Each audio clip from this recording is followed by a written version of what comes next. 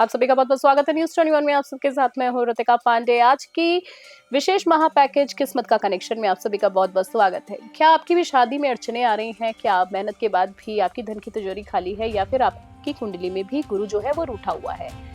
आज हम पर्दा उठाएंगे उस प्राचीन व्रत से जिसे करने मात्र से राजा भी रंग से राजा बन जाता है और बिगड़े काम भी बन जाते हैं। हम बात कर रहे हैं बृहस्पतिवार व्रत की। जी हाँ, आखिर क्या है इसका फल जो हजारों साल पुराना इसका इतिहास है? क्यों पीला रंग ही इस दिन का असली पावर कोड है? चलिए जानते हैं आज की इस स्पेशल रिपोर्ट में।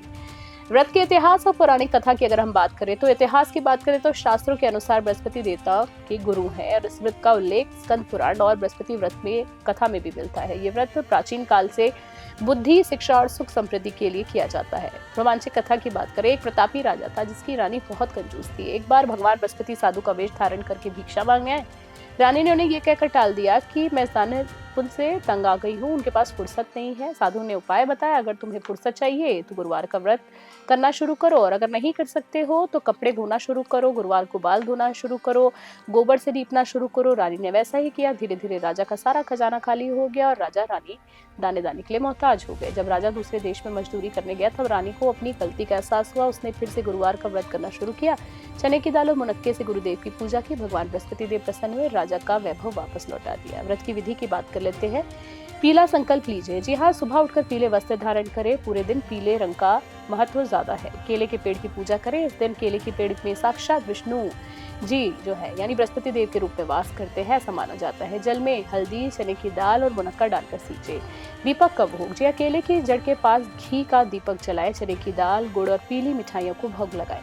वर्जित कार्य की बात करें जिसको आपको जानना बहुत जरूरी है, इस दिन सिर धोना, कपड़े धोना, नाखून काटना और दाढ़ी बढ़ाना सख्ती से मना है। माना जाता है कि इससे जो गुरु ग्रह है वो कमजोर होता है और धन की हानि होती है। भोजन की बात करें, दिन में एक बार बिना नमक का पीला भोजन करें, जैसे बेसन का हलवा या पीले चावल। बिल्कुल नमक ना इस्तेमाल करें। क्या मिलता है इस व्रत को करने से?